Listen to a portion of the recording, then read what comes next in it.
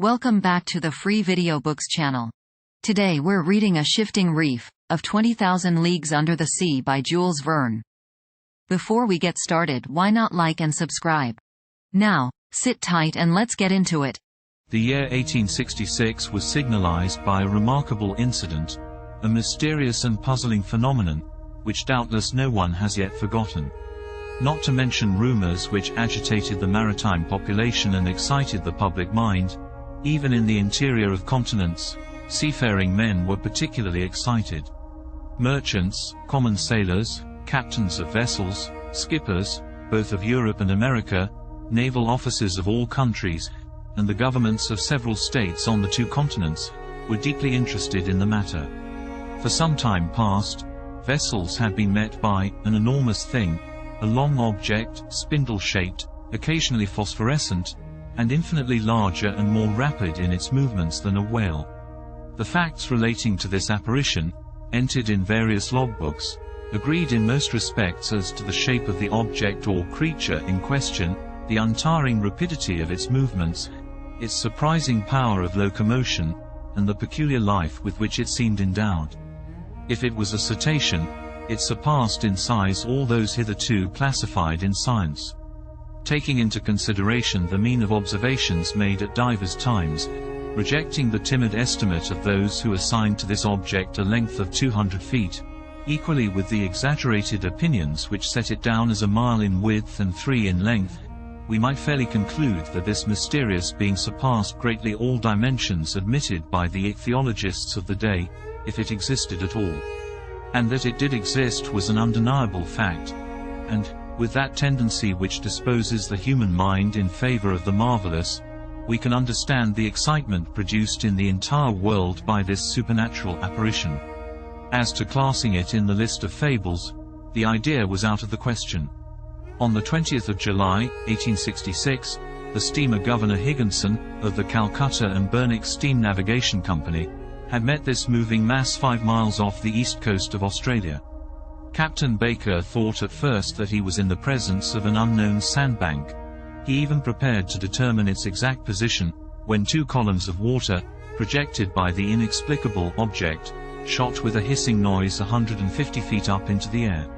Now, unless the sandbank had been submitted to the intermittent eruption of a geyser, the Governor Higginson had to do neither more nor less than with an aquatic mammal, unknown till then, which threw up from its blowholes columns of water mixed with air and vapor. Similar facts were observed on the 23rd of July in the same year, in the Pacific Ocean, by the Columbus, of the West India and Pacific Steam Navigation Company. But this extraordinary cetaceous creature could transport itself from one place to another with surprising velocity, as, in an interval of 3 days, the Governor Higginson and the Columbus had observed it at 2 different points of the chart, separated by a distance of more than 700 nautical leagues. 15 days later, 2,000 miles farther off, the Helvetia, of the Compagnie Nationale, and the Shannon, of the Royal Mail Steamship Company, sailing to windward in that portion of the Atlantic lying between the United States and Europe, respectively signaled the monster to each other in 42°15' €2 N lat, and 60°35' €2 W long. In these simultaneous observations, they thought themselves justified in estimating the minimum length of the mammal at more than 350 feet, as the Shannon and Helvetia were of smaller dimensions than it, though they measured 300 feet overall. Now the largest whales, those which frequent those parts of the sea round the Aleutian, Calamic, and Umgullich Islands, have never exceeded the length of 60 yards, if they attain that. These reports arriving one after the other, with fresh observations made on board the transatlantic ship Pereire, a collision which occurred between the Etna of the Inman line and the monster, a Proca Diaresis S verbal directed by the officers of the French frigate Normandy, a very accurate survey made by the staff of Commodore Fitzjames on board the Lord Clyde, greatly influenced public opinion. Light-thinking people jested upon the phenomenon, but grave practical countries, such as England, America, and Germany, treated the matter more seriously. In every place of great resort the monster was the fashion. They sang of it in the Café Copyright S, ridiculed it in the papers, and represented it on the stage. All kinds of stories were circulated regarding it. There appeared in the papers caricatures of every gigantic and imaginary creature, from the white whale, the terrible Moby Dick of Hyperborean regions, to the immense kraken whose tentacles could entangle a ship of 500 tons and hurry it into the abyss of the ocean. The legends of ancient times were even resuscitated, and the opinions of Aristotle and Pliny revived, who admitted the existence of these monsters, as well as the Norwegian tales of Bishop Pontoppidan, the accounts of Paul Hegede, and, last of all, the reports of Mr. Harrington, whose good faith no one could suspect, who affirmed that, being on board the Castellan, in 1857, he had seen this enormous serpent, which had never until that time frequented any other seas but those of the ancient constitutional. Then burst forth the interminable controversy between the credulous and the incredulous in the societies of savants and the scientific journals. The question of the monster inflamed all minds. Editors of scientific journals, quarreling with believers in the supernatural, spilled seas of ink during this memorable campaign, some even drawing blood, for, from the sea serpent they came to direct personalities. For 6 months war was waged with various fortune in the leading articles of the Geographical Institution of Brazil, the Royal Academy of Science of Berlin, the British Association, the Smithsonian Institution of Washington, in the discussions of the Indian Archipelago, of the Cosmos of the Abba Copyright Moinho, in the Mitteilungen of Petermann, in the scientific chronicles of the great journals of France and other countries. The cheaper journals replied keenly and with inexhaustible zest.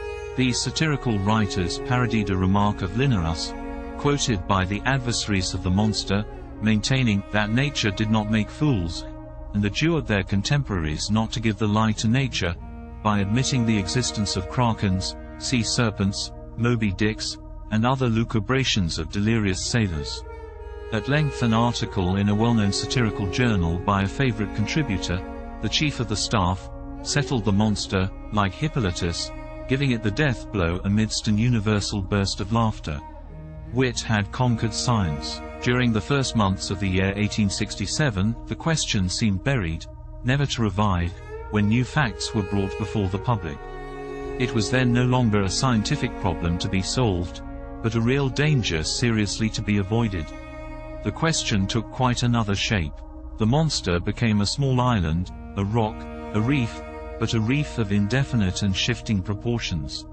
On the 5th of March, 1867, the Moravian, of the Montreal Ocean Company, finding herself during the night in 27°, 30 squared lat, and 72° 15 squared long, struck on her starboard quarter a rock, marked in no chart for that part of the sea. Under the combined efforts of the wind and its 400 horsepower, it was going at the rate of 13 knots. Had it not been for the superior strength of the hull of the Moravian, she would have been broken by the shock and gone down with the 237 passengers she was bringing home from Canada. The accident happened about 5 o'clock in the morning, as the day was breaking. The officers of the quarter deck hurried to the after part of the vessel. They examined the sea with the most scrupulous attention. They saw nothing but a strong eddy about 3 cables' length distant, as if the surface had been violently agitated. The bearings of the place were taken exactly, and the Moravian continued its route without apparent damage. Had it struck on a submerged rock, or on an enormous wreck? They could not tell, but on examination of the ship's bottom when undergoing repairs, it was found that part of her keel was broken. This fact, so grave in itself, might perhaps have been forgotten like many others if, 3 weeks after, it had not been reenacted under similar circumstances. But, thanks to the nationality of the victim of the shock, thanks to the reputation of the company to which the vessel belonged, the circumstance became extensively circulated. The 13th of April, 1867, the sea being beautiful, the breeze favorable, the Scotia, of the Cunard Company's line, found herself in 15° 12 squared long, and 45° 37 squared lat. She was going at the speed of 13 knots and a half. At 17 minutes past 4 in the afternoon, whilst the passengers were assembled at lunch in the great saloon, a slight shock was felt on the hull of the Scotia, on her quarter, a little aft of the port paddle. The Scotia had not struck, but she had been struck, and seemingly by something rather sharp and penetrating than blunt. The shock had been so slight that no one had been alarmed, had it not been for the shouts of the carpenter's watch, who rushed onto the bridge, exclaiming, "We are sinking! We are sinking!" At first the passengers were much frightened, but Captain Anderson hastened to reassure them. The danger could not be imminent. The Scotia, divided into 7 compartments by strong partitions, could brave with impunity any leak. Captain Anderson went down immediately into the hold. He found that the sea was pouring into the 5th compartment, and the rapidity of the influx proved that the force of the water was considerable. Fortunately, this compartment did not hold the boilers, or the fires would have been immediately extinguished. Captain Anderson ordered the engines to be stopped at once, and one of the men went down to ascertain the extent of the injury.